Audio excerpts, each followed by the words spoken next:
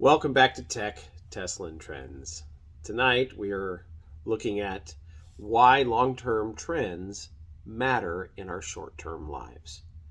This is important from my perspective because we have to be able to understand those long term trends, how they impact our life, the individual little components or criteria that are interacting with those trends, and then make more informed decisions about how we will respond to the stressors in our society and within any system that we are attempting to analyze and work with.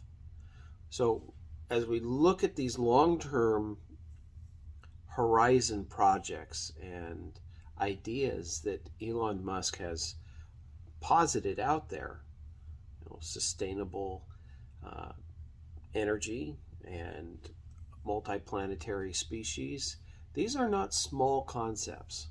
These are not small term windows that are going to be accomplished within 5 years or within the next quarter, especially if you're looking at Tesla's quarterly reports. The fact of the matter is, the vision for transitioning the world to a sustainable energy future is one that is decades long. And that's very important to understand for how this impacts not only today.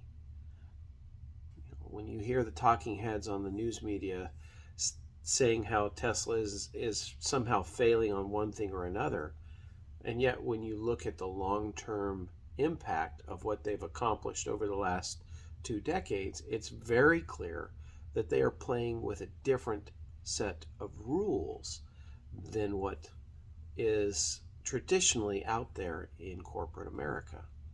They have true vision, and as such are focused on the things that matter from a long-term end first perspective.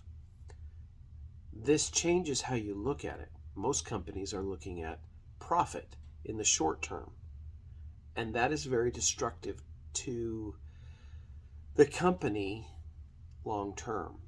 It enables short term wins, but those short term wins often come at the cost of research and development or other potential opportunities that were negated because they had a view of certain profitability windows that they wanted to present to the board in a certain way. That failure of vision. And this is important because vision is a long-term activity that companies need in order to survive, that individuals need in order to achieve their goals, and that nations need in order to become more than what they might believe that they can be. And this is truly something that we as a society, as humanity itself, need to be able to wrap our minds around collectively.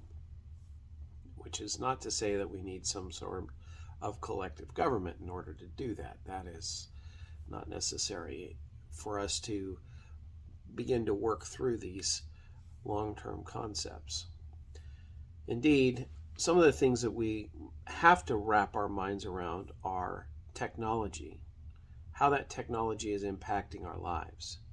And in the case of what Elon's done, you can see with electric cars that Tesla as a company has gone out and completely revolutionized not only what it means to have an electric vehicle, but they have revolutionized how you make a vehicle from from raw material to finished product. This is a long-term vision that Tesla has, that other companies are beginning to realize, oh, they're shaving thousands of dollars out of their manufacturing process that goes straight to the bottom line. This is something that they haven't been able to compete with because of that long-term vision. And as another example there, you have with SpaceX, the same sort of ideas, that cross-pollination of being able to start with the raw material and build a final product from materials to launching Starship, and doing so while redesigning the Raptor 2 or creating Raptor 2s, and doing so at a record pace, which is something that even Boeing couldn't possibly do, or any other of the rocket engine makers of previous years. SpaceX is able to make them at a speed and a pace that is frankly unheard of. And why is this? It's their vision again. Their intent is not to make one rocket that they'll fly maybe once a year, but probably more like once every 5 years, which is what SLS is. They're making a rocket that they anticipate flying repeatedly, rapidly, and redeploying again and again and again during a single day. This changes how you look at what your product is. It's a vision issue. That long-term view that they expect Starship to not just be a quarterly launch vehicle, but a massive workhorse for transitioning a large number of people from Earth to Mars. And should I ever get a chunk of somebody's mind over there at SpaceX, be also looking at how to, on the return trip, work in Venus in that regard, because there's opportunities there that are going to be far more, I think, advantageous to the human psyche. Besides, everybody wants to live in Cloud City, right? Anyways, that's another episode and another conversation. Ultimately, renewable energies such as Megapack, the batteries that are intended to be substation class replacement opportunities for, or not substation class, not replacement, but for feeding in, replacing peaker plants so that they can feed the substation and deal with any sorts of need for power at those peak moments. And long term, they've been looking at this since the very beginning.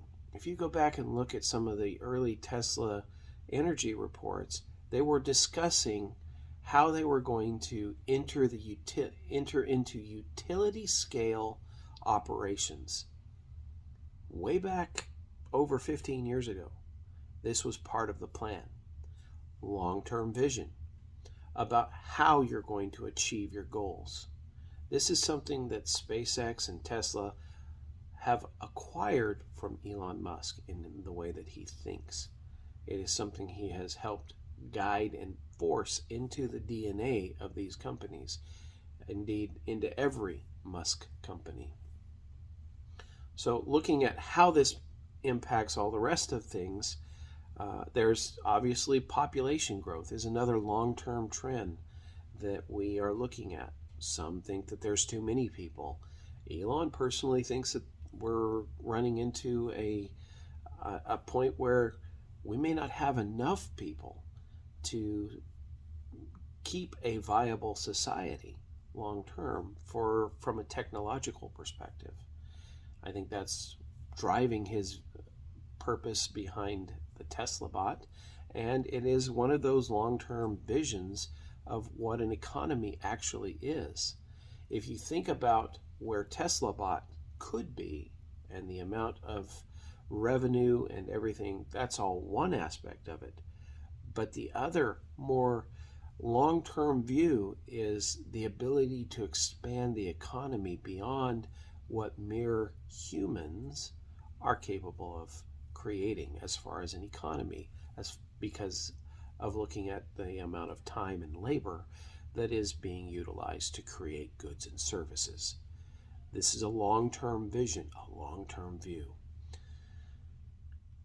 Now, this matters from a perspective of where we're going in the future, as we look at what are the negative impacts of a failure to have a long-term view, having that short-term vision, one that is prioritized on only the things that matter today or tomorrow or within the next year.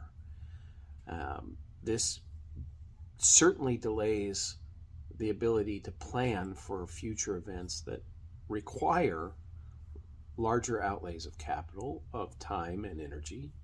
It is also important, or I should say, also has a negative effect of playing to the present bias and that instant gratification bias that humans are notorious for.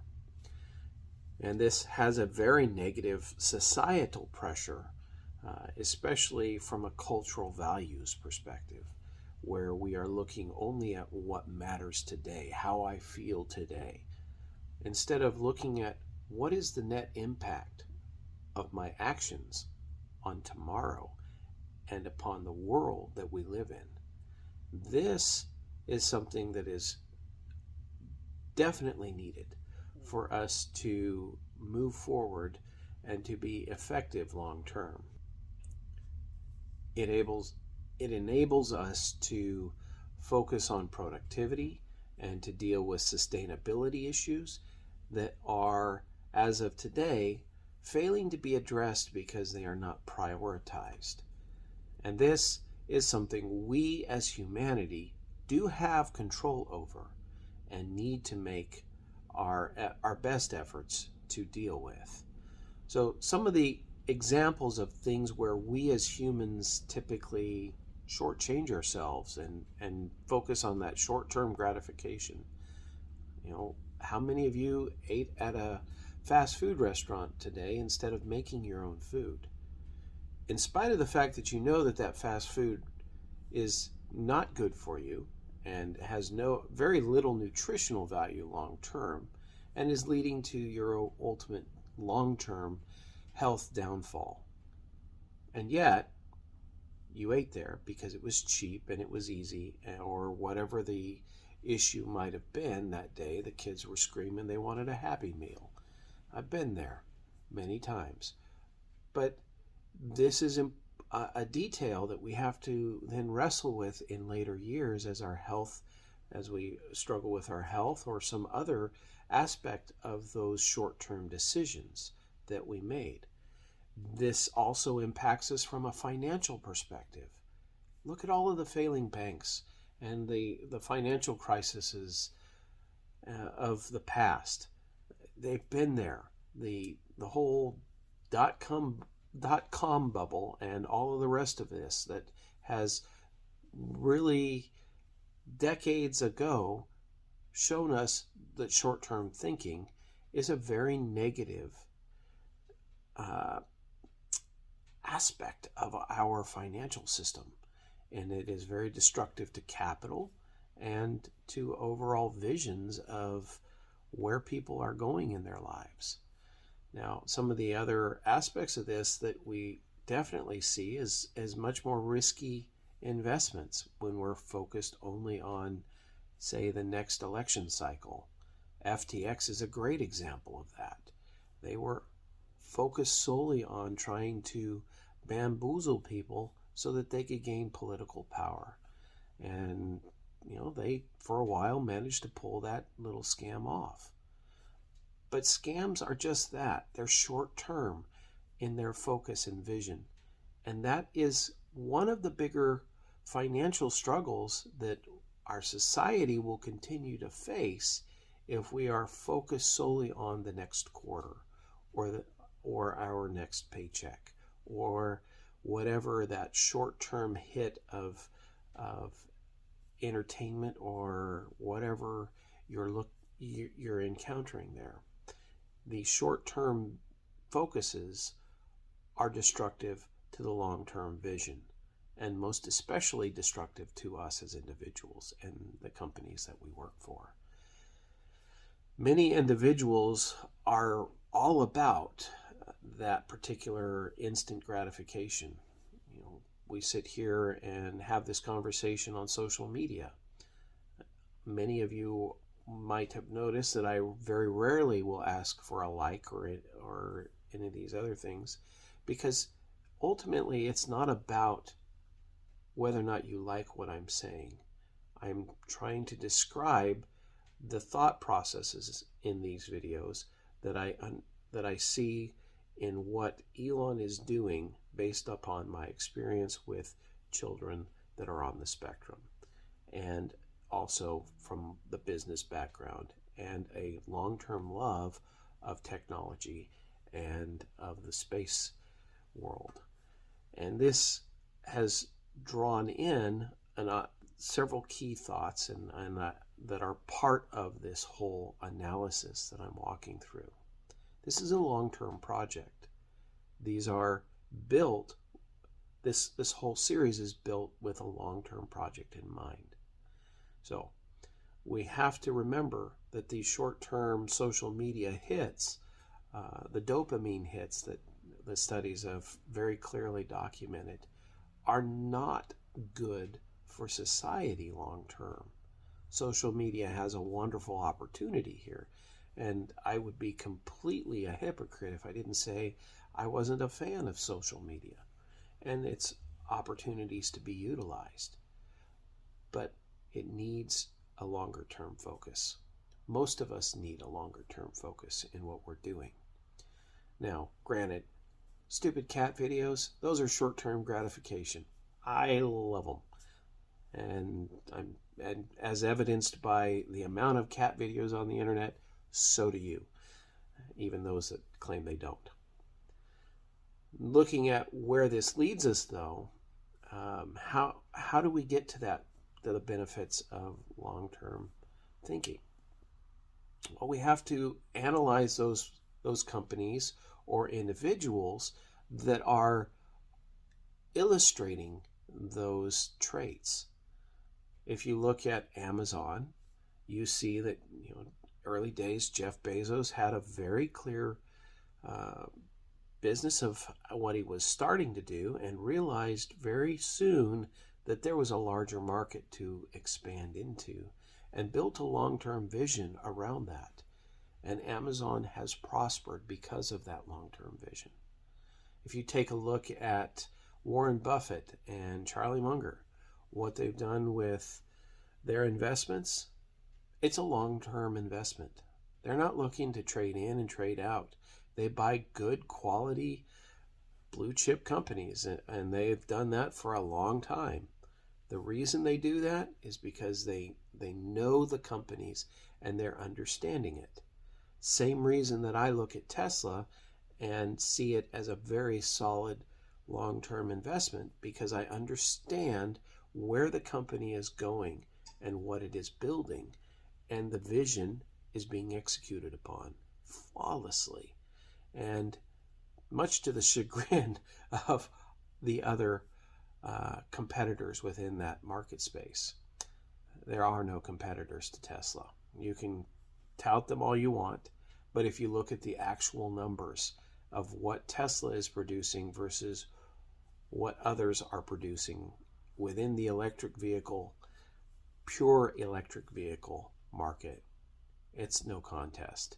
And the fact that they are now eating percentages of the actual overall vehicle market should be the wake-up clue that you're looking for.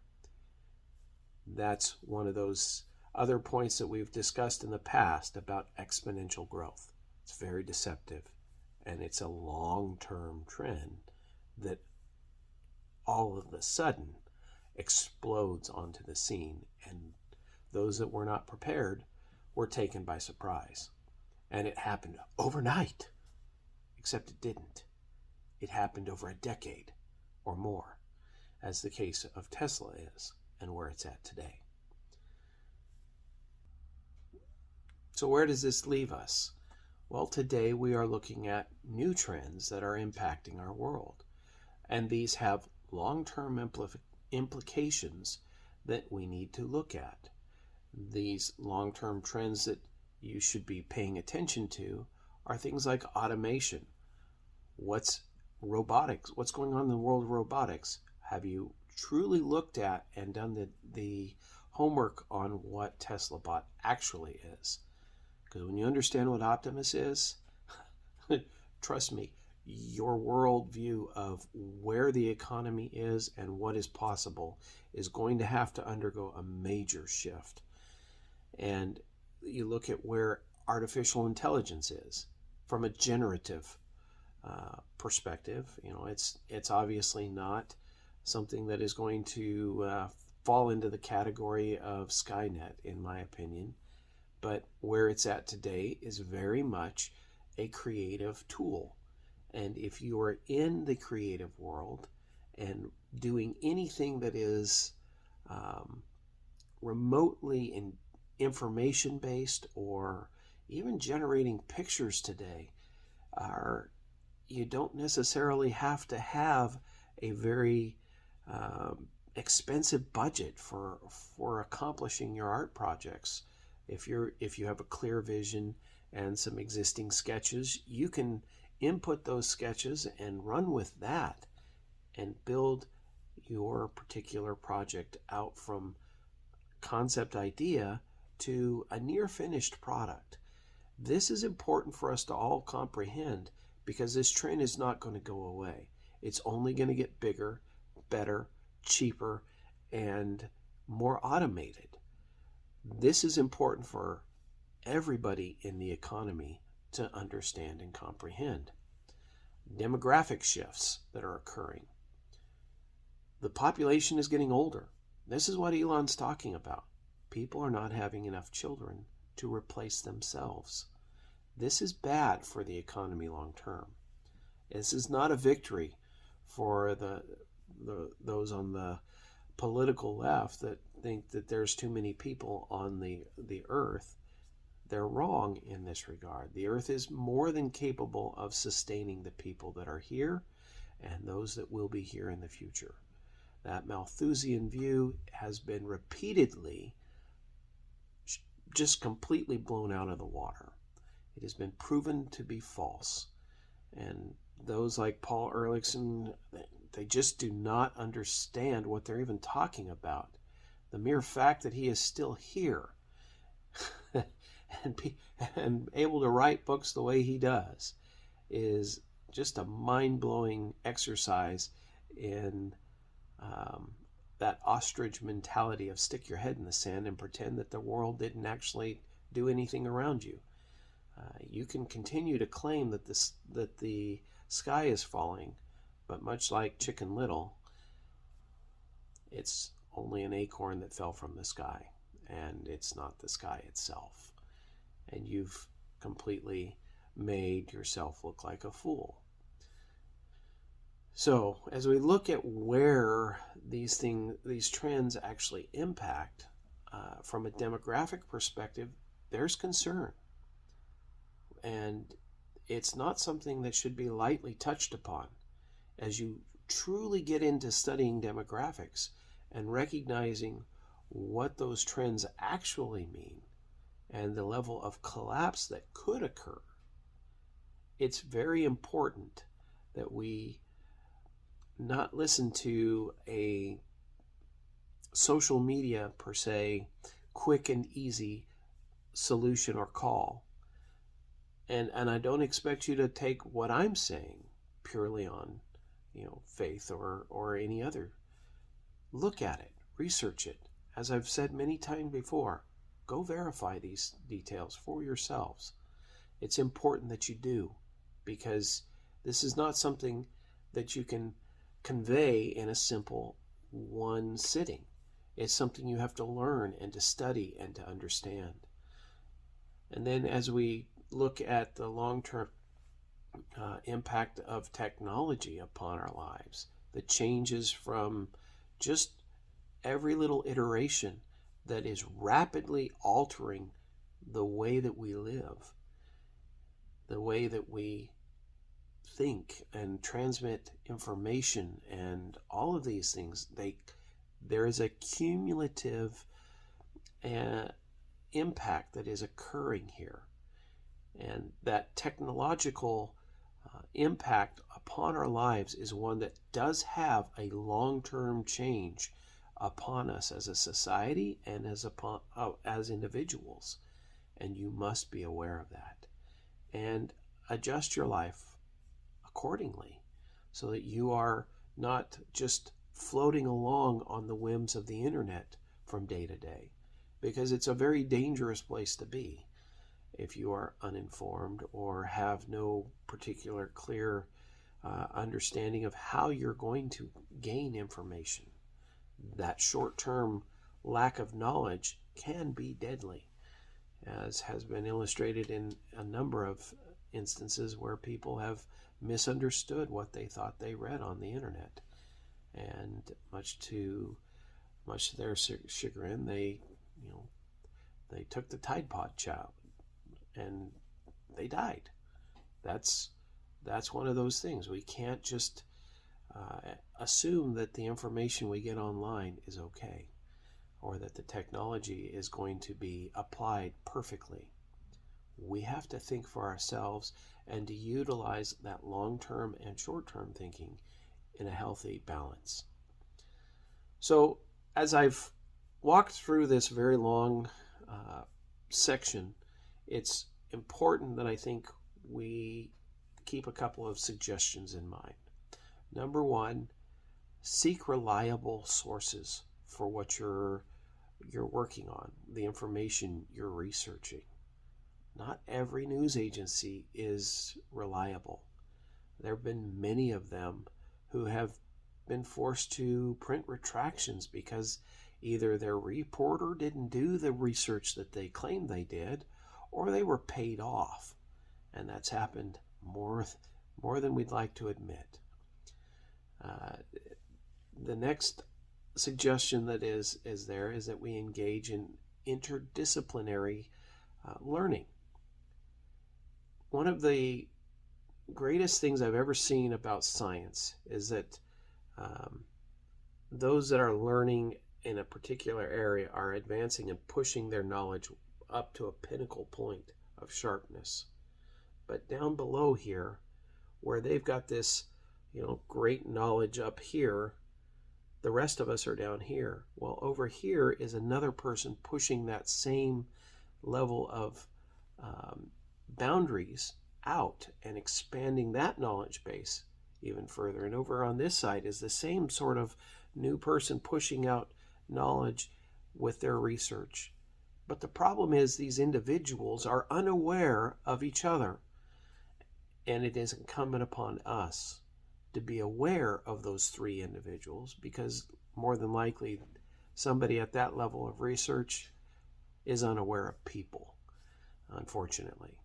That's the nature of those that are pushing boundaries in technology and other things. They tend to be hyper-focused on the item that truly fascinates them. That's not a negative for them. It's a reminder for all of us that we have to truly take into our own accountability process. How are we learning? How are we reconciling the learning that others have? And does that necessarily reconcile well with these other data points? And if there's things that aren't quite right, which is often the case, it's necessary to examine the sources and see, is this a localized issue, or is this a more broad generalized problem with the way that the whole set of research was done? And this is really one of the more important concepts that I think Elon completely understands, is that cross-disciplinary action matters very much to your long-term plans. That's why employees that work at one company are often, there's this flow, ebb and flow back and forth between companies. If you work for Elon Musk at one of his companies, you work for Elon Musk at one of his companies. Not necessarily the one you were hired for. There were Tesla engineers that went into Twitter, and at one point there was even talk that the CEO of Boring Company would be the new Twitter CEO. Who knows who the new Twitter CEO will be? But I strongly suspect it will be somebody from an Elon Musk company, because that DNA, that understanding of that interdisciplinary play and the necessity to operate in a very clear fashion, this is going to matter very much to Elon Musk as he selects that successor, because it's a long-term vision yet again. Final suggestion that I have is attend conferences and events that are focused on what it is you're looking at and learning.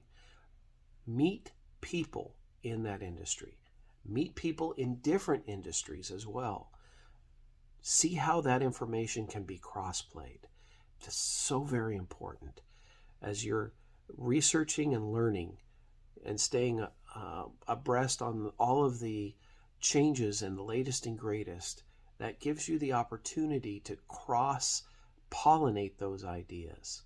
And this is a long-term perspective of thinking, that my narrow niche of what I know is all that matters is not all that matters. In fact, your narrow niche is particularly important only when it is able to be applied to a greater use case for humanity and for whatever product or service it is serving.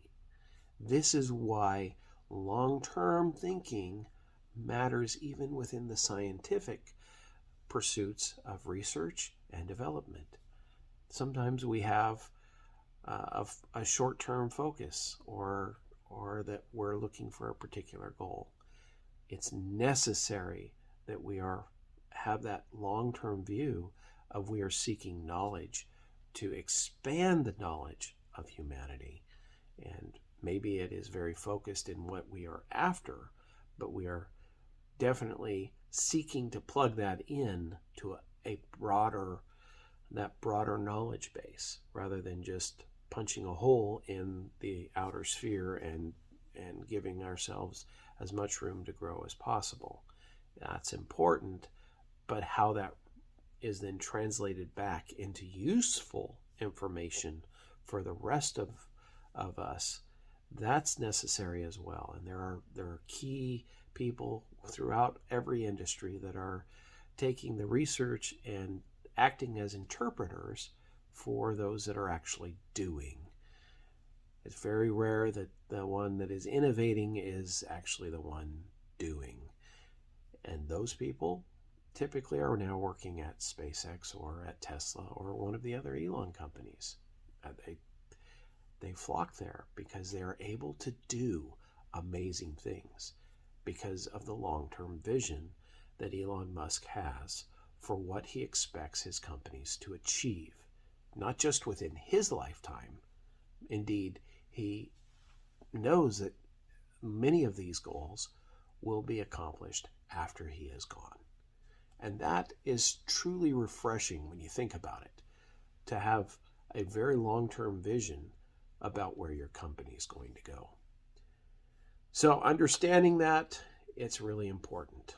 Whether you are looking at the moon's gravitational pull on the ocean, or tracking the sun's impact on our seasons, or making decisions about business or personal relationships, or investing in innovative companies like Tesla, it's very important that you utilize that long-term view, that long-term vision, and proceed with intent and purpose to accomplish that long-term goal, whatever it was that you have established.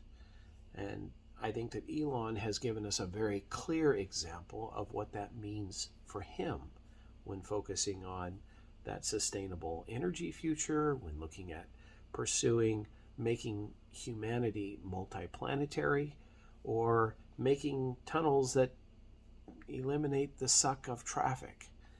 It's ultimately a matter of us remembering that a long-term vision enables our world to prosper. And this is not new. In fact, it's quite old. And some of you will know that it is a proverb. And you can go from there. Have a good night. We'll talk to you later. And this has been a long one. So, till next time.